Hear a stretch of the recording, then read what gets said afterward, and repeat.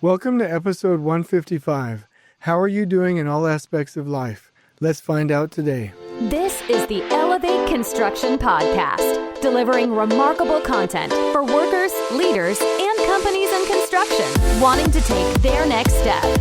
Get ready to step out of your comfort zone with Jason Schroeder as he encourages you to do better, live a remarkable life, and expect more. Let's go. Welcome, everybody. I hope you're doing well. I've been giving you some longer podcasts, and the podcasting universe has predicted that 18 minutes is the ideal length. So today I'm going to give you a little bit of a smaller podcast. This really pertains to project managers, but it pertains to everyone. And we're going to talk about the wheel of life. And you've probably seen this at Scouts or at a leadership training or somewhere in your life. This is a wonderful way to analyze where you are in life, so let's talk about it today. So really quickly, a couple things. I'm going to promise to be quick with this. What am I excited about in life right now? Well, tomorrow is a rescheduled boot camp. We split it up into two-day sessions. So tomorrow the energy's on. We're going to go at it. We're going to have a great time. We're going to get some YouTube videos out for you with some footage there, some really cool content this Thursday and Friday and the next Thursday and Friday. I think you'll really enjoy the podcast that come out of that and some of the cool things that we're doing. So I'm excited about that. And I also want to talk about some feedback that we got from a listener. So let me read what he said. Hey, thanks for doing what you do. It's nice to be able to ask an expert. And he said, laugh out loud, because he and I both know I'm not an expert. But he said, your podcast was great today. I love saying no to meetings that are useless. Time is too valuable to give up to just anyone. I have a job that I feel like is out of my control for several reasons and spiraling. I know I need to double down and work harder and bring more under my control because I am a very horizontal leader and I expect people to do their job with competence without me needing to babysit them. Any tips for getting over the feeling that it's all my fault, that this job is failing? Maybe it's because I care so much. I am sure I'm not the only one that feels this way. Also, I've been thinking about how you talk about schedule is king. I would challenge that with information is king. Without the needed information, we cannot build and schedule slips. Also, I love what your guest said about being behind on hard bid jobs. You are starting late, you are always behind, and it's so true. Anyway, I really enjoy this listener. He always gives me feedback. I love his insight. So let me address these one by one. In reference to the comment that schedule is king, I'm not sure that I ever said schedule is king. I said schedule is first, but I get what you're saying. So I do think that information is king. So let's have it be that schedule comes first and information is king. And what I'm saying is that if we don't have a good schedule of when information is needed, then we can't have or expect designers to give us that information on time according to a production flow and a rhythm. And so I think we both agree on this one. I don't think this is, too far out of what I was meaning there. So I do want to clarify, though, I said schedule comes first. And if you're saying information is king, I love that. I have said that flow is king. And so let me say this, that the flow of information is king. So let's do that. We're totally on the same page. And I agree with you. If we don't have the right information, then everything slips. And so that's why our designers and our construction have to be on a nice flow. That has to be on a visual system, and we have to head in that direction. I love it.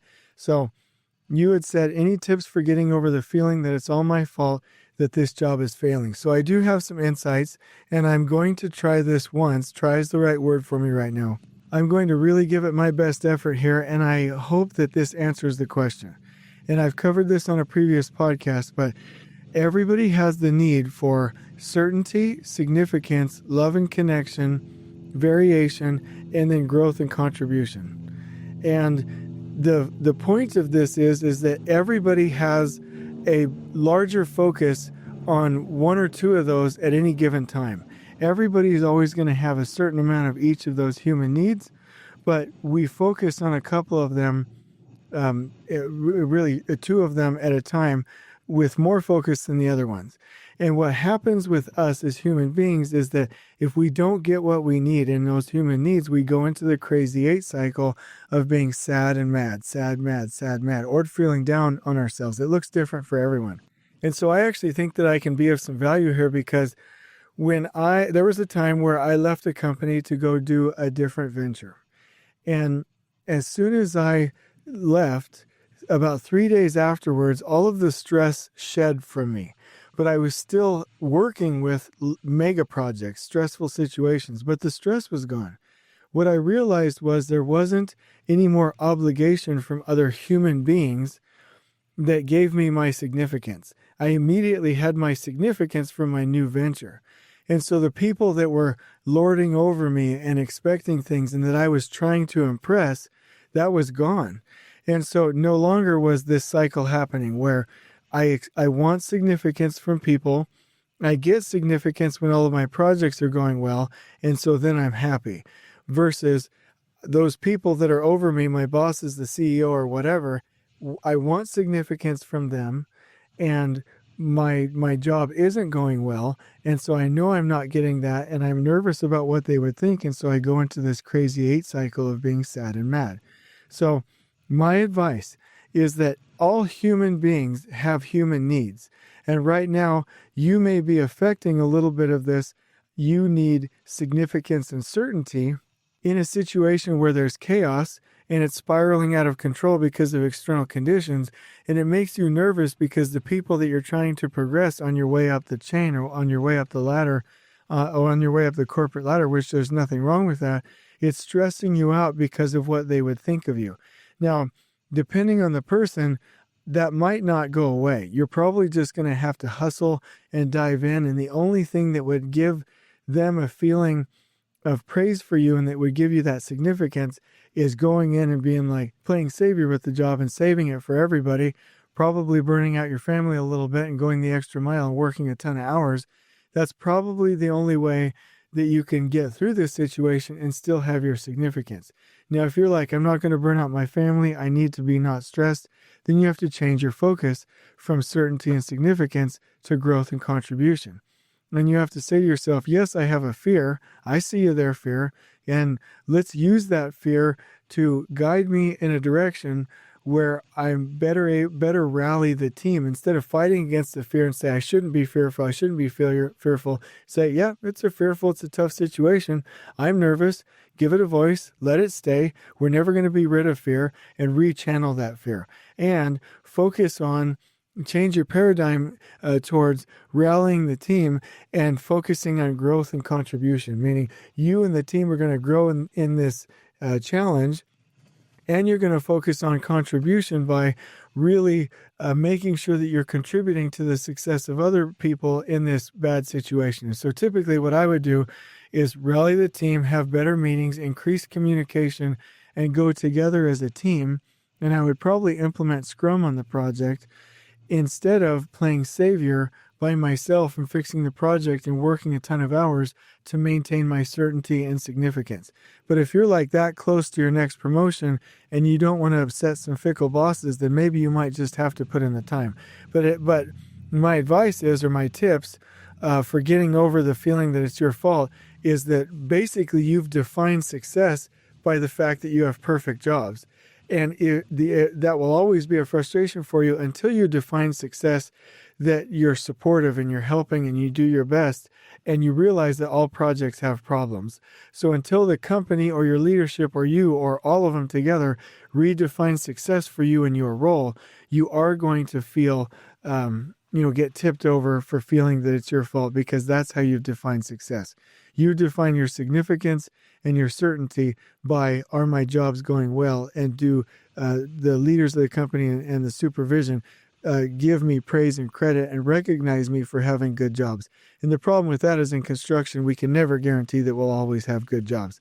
All I can guarantee is once I step foot on a project, it will start to change for the better. And so I would redefine that in your situation. As soon as you step foot on that job, it's heading in a better direction, and that's all you can do. Would it be at a negative $200,000 fee position before you got there, and now you're going to be at net zero? We have to be relative here. So the other thing that you said is you feel like you have a job that's out of control and that it's spiraling. There are some key things that you can do to keep it from spiraling. I would say first and foremost that there are a couple of things. So if you're doing change orders from a lack of design, then I know that you're probably, as a company, the company that just gets it done. But I do think we need to piece those apart. The other thing you can do when you're in a crash landing, like I said, is start daily huddles in task force with the project team to make sure that everything is being coordinated on a daily basis, and start a Scrum system to get you to the end. So I would like to get more information about why the project is spiraling, but there's very much a way to recover it. I'd almost like to get on with, not almost, I'd like to get onto a Zoom call and see if I can add some value here, because that's exactly what we do with Elevate as a business. So anyway, that's some feedback. My feedback to the feedback or the questions that were given. I just want you to know, you, the person that wrote in and gave these questions, these thoughts, and these concerns, I have a lot of respect for you. I know you can solve these on your own, and I'm flattered that you would ask me these questions. I really am. And so I just want to say thank you. I think the world of you. Fantastic. So a couple of quick things before we get right into the conflict is that services, just like I said, getting onto a Zoom call and recovering a project recovery, that is a service that we provide at Elevate. One other thing that I haven't made very clear in marketing and in other things, that there's a really nice system, there's a nice process where we can develop training. In fact, the other day I heard of a company where they're developing some training for their superintendents, and there's a model that I've developed that is also part of what we do here at Elevate Construction, where we can help you and consult with you and your company in training development, where you first identify the conditions of satisfaction, outline the training from brainstorming and current information within the company and anything that's been developed thus far, putting it into a training matrix. This matrix really focuses in on how do you want the person to feel, what do you want them to know, who's going to deliver that content. And then the team with team assignments goes into a phase called content development. Then we do a dry run, a marketing launch, even if it's internal. Then there's a pregame huddle, pregame setup ahead of the training, and then deploy. So that system with its tools and spreadsheets and the process there is very much something that we can help you with. So if there's anybody listening to these podcasts where you have a need for that, please reach out and let us know. So I did want to make sure I was circling back to that, because it sounds like there's quite a bit of a need there. And there are a number of people who have recently told me that is a need in their company, and it's something that they're working on and not being hugely successful with right away, because that it's just a complex thing. And training is my gig, and I love it, and I've been doing it for decades now. So here's the conflict for us today. So there's actually one more thing that I wanted to cover. I apologize for being behind, but I've gotten 2 or 3 requests recently for contract inclusions or work order inclusions or work authorization inclusions for contracts to make sure that people are tied to lean systems. So I've sent 2 emails now with the templates that I made on my own, and they're very good. They're written in somewhat of a colloquial format, so you might have to turn it into kind of a contracty type language, but it covers requirements for cleanliness, just-in-time deliveries, daily huddle systems, the 25-minute crew preparation huddle, QC checklists and inspections by foreman and the use of feature of work boards, iPads for the foreman, zero tolerance systems. And the other thing is the fact that we can approve the foremen that are on the project, and that we need foremen by geographical area to fit within the huddle systems.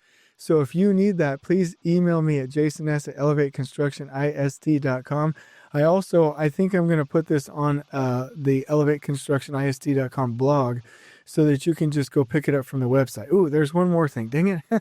We're getting so much stuff that it's hard to tell everybody about it. So if you go onto the Elevate Construction IST website, and I do want to say that IST stands for Insights, Solutions, and Training. And so that differentiates us from the actual construction companies.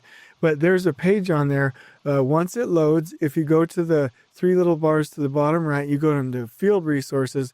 There's one in there called Biohealth Management. And on the Biohealth Management page, that's where Amanda with Biohealth Fit, Biohealth Management puts the exercises in there for the orthopedic podcast for our workers. And so there's the episode in there, and there are visuals for the stretches. It's all pretty fantastic. So For the podcast where we've been doing that, you can just go ahead and click on my website and go in there and access all of that information. Also in the field resources, we'll have some up and coming Kajabi lessons, tutorials. The first one that's going to come out is personal organization systems, and it's fantastic. So we're going to sell that one for $180 per person because it's an actual boot camp, and it's a pretty neat ordeal. And so there's lots of really new, good content on the website, and also a new book that we're promising to have out somewhere around March. So that's one thing that I did want to cover before I go too far. And now this is no longer a short podcast. So I'm really sorry. My producer's staring at me right now. So conflict. You must have wins in life. You can't sustain low grades in all areas of life. So I do want to say that there was a time when church wasn't going well for me. My health wasn't going well for me. My marriage and family wasn't going well for me. And work was kind of so-so. And I was tipped over, and I could see myself. I could feel myself. I knew that I was slipping into a situation that wasn't good, and I had to reach out for help and get some help because I was kind of sinking. Because when we are talking about or thinking about our life as a whole, we really can't have all aspects of life be in a bad spot. And so I know that wasn't a remarkable story, but I do want to say that I had to unplug from everything and then really get centered and get some help. And I got most of my help at Rapport Leadership International. And they also provide coaching, by the way, if anybody needs that. But then once I was done with that, I plugged back in. I plugged back in a different way at church. I plugged back in a different way with family, with my marriage. I plugged back in a different way with work. That's my analogy, unplugging and plugging back in. But I was able to figure it out and get it to where I was back towards a healthy lifestyle. And the reason the podcast today is called The Wheel of Life is because we have to have a balance on the wheel of life. And so let me go ahead and talk about this. There are key human needs that we have. The first one is your physical body. That has to be where it needs to be. The second one is emotions and meaning. The meaning you give to life has to be where it needs to be. Number 3, your relationships. Number 4, the time that you spend and the time that you have to dedicate. Number 5, your work and your mission. Number 6, your finances. And then number 7, your spiritual sense or your sense of contribution. And so if you really put that on a wheel and you divide it into little pie shapes, I think they're pie shapes, right? Yeah, it's a wedge. I don't know if I got that right. But anyway, it's a wheel and you have little wedges, and one of them says physical body, emotions and meaning, relationships, time, your work and your mission, finances, and then your celebration and contribution and your connection with God or to a higher power. What you do is you make a tick mark from the center to the edge of the circle in increments of 10 on each of the little lines. And if you have 1, 2, 3, 4, 5, 6, 7, I'm looking at it now. If you have 7 wedges, then you have 1, 2, 3, 4, 5, 6, 7 lines. And so from the center of the circle to the outside, you make a tick mark. And then what you do is you think to yourself, if I'm going to grade myself on a scale of 1 to 10, let me go ahead and draw a line on the wedge from one side of the wedge to the other side to where basically it creates a line. It creates a cap on that wedge. And so you go around this thing and you grade yourself. And sometimes people will have, like my wife, when she does it, she has a nice balanced circle because she lives a balanced life. But for me, my physical body will be at a 7. My emotions and meaning will be at a 3. I'm making this up. Relationships right now are an 8 or a 9. My time is like at a 7. My work and my mission is a 10. My finances are a 7. My celebration and contribution are like at a 5. And so I have this jagged wheel. And the analogy that Tony Robbins gives is for a wheel to make it very fast, like if you want to go 60 miles an hour, it needs to be smooth. And so how fast are you going to go on a wheel that's jagged? And the answer is you're not going to go very far at all. And so what I want to do, this isn't an in-depth podcast on analyzing these things and what to do about it, other than to say that if you did that exercise right now, and maybe you're able to do this in your head and you visualize it, or you go home and you do it, or you reach out to me and I'll email you the circle or the wheel of life. Did I say the circle of life? I'm such a dork. Anyway, okay, so the wheel of life. Anyway, if you do that and you have something jagged, work on those and make them better to where it's more even. But here's a warning. If you don't at least have 4 of these that are above an 8, or let's even give you a little bit of a pass, that are above a 7. If you don't have 4 that are above a 7, then you're in trouble. Meaning that if you don't have wins in life, then you're going to be tipped over and you might head into a dark spot. So like for me, let's say church isn't going well, work isn't going well, my marriage isn't going well, my life isn't going well, my physical body isn't going well, my finances are garbage. I could go into a state of depression. I could go into a state of physical depression, or clinical depression rather. I could be in a dark spot to where I don't know to reach out. I could make destructive decisions. I could start numbing my life and go into a bad habit, a crazy 8 cycle. So the point here is, if you in this podcast are measuring your life and you don't at least have 4 of these over a grade of a 7, then please get some coaching. Please get some consulting. Please go out and get clinical help. Please go out and see a counselor or a therapist or something. Do something. Take massive action. And let me actually do this. Tony Robbins gave me a really neat method in Unleash the Power Within that I've always appreciated and loved. Let me get to it here really quickly. And it's a model for how we can really take massive action. And so I'm getting to the page here. I'm sure you can hear my stuff here. Okay. So step 1, you have to get your body in shape. So if you're tipped over, you got to start exercising, start eating right. That's step 1. If I'm ever depressed, that's step 1. Get your physiology where it needs to be. Step 2, find your passion. You have to know where you're going. You know, if you don't know where you want to be and there's not a gap there, then that's the problem. So step 2, find your passion. Step 3, decide, commit, and resolve what you're going to do. Step 4, take immediate, intelligent, and massive action. And what Tony Robbins would say is, if that doesn't work, try again with massive action. If that doesn't work, go again with massive action, and go again and again and again. Keep going with massive action, because that's where you're going to find your change. And then you need to be open and honest with yourself about whether or not it's working. So here's the reason I told you this story and went through this podcast, is because people are not healthy everywhere on the wheel of life, not the circle of life, the wheel of life. And it's okay to have a couple of them where there might be a low score, or you need to improve them. That's just about continuous improvement, right? But if you don't at least have 4 above a grade of a 7, then please get some help, because you have to have wins in life to keep your head up. And I was talking to a friend the other day. I was like, all life can be circled into either Star Wars or horse analogies. And it makes sense. And when you're, I used to go on cattle drives with my parents and herd cattle when I was younger, believe it or not. And when we were going down a hill, down an incline, they said, keep the horse's head up and they won't fall. If their head goes down, they might roll or tip over or trip or whatever. They're not focused. And you know, I honestly don't even know if that was true. I just know I always kept the horse's head up and we were always fine.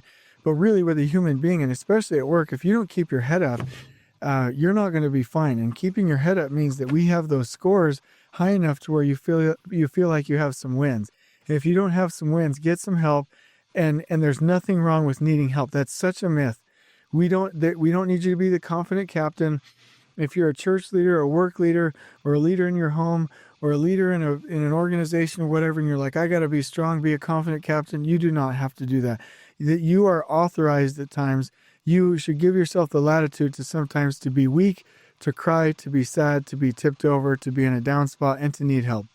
End of story. That's how it is. That's how it goes. And so the problem is that people are not healthy everywhere, and then they don't speak up and they don't get help. And so my challenge is get coaching. And even if it's something simple, like let's say there isn't any serious family problems. Let's say there aren't serious health problems. Let's say these things can be done with coaching. Get yourself a coach. If you don't like me and you don't want to do a coaching call with me, I know at least 10 coaches that I could match you with your ideal personality type. So please make sure that you're getting what you need. You deserve it. There's no such thing as somebody who's too tough that they don't need help. And I do want to say, and I'll probably lose some podcast listeners here, but the old cowboy, Westerny, tough guy, too cool for school, doesn't show his emotions, gruff, and I'm even going to say this, like iron worker kind of ish persona and exterior. All that is a fake facade, because they're scared to death. People that do that start to shut off their emotions because they're so out of their mind, crazy, scared to death, that they put up this tough guy facade. That actually isn't even real. So if you see somebody who's tough, who has a tough exterior, they're insecure as hell and they're fearful as hell. And we all need help. And so if you see somebody like that and say, "Oh, I want to be a rock just like them. I want to not ever need help just like them." Hey, dude, it's fake. It's a facade. Inside, they're suffering. They're miserable. So please just make sure that you get what you need. And so I hope this podcast has really helped you and helped you identify some things. And why do I do this? Like, I've been feeling a little bit guilty lately because I haven't had a lot of technical podcasts in the last 5 days. And I'm going to get back to that. I've got a bunch of lean series that we're going to get back to and a lot of other really good content. But the reason I'm focusing on this is because human beings need to show up well emotionally and mentally and spiritually in order for them to carry out those skills. And so I hope this helps. I love you guys. If you need any help, reach out to me at jason@elevateconstructionist.com. Until we meet again, on we go. Please join us next time in elevating the entire construction experience for workers, leaders, and companies coast to coast. If you're enjoying the show, please feel free to share with your construction colleagues and help us spread the word by rating, subscribing, and leaving a review on your preferred podcast listening platform. We really appreciate it. We'll catch you next time on the Elevate Construction Podcast.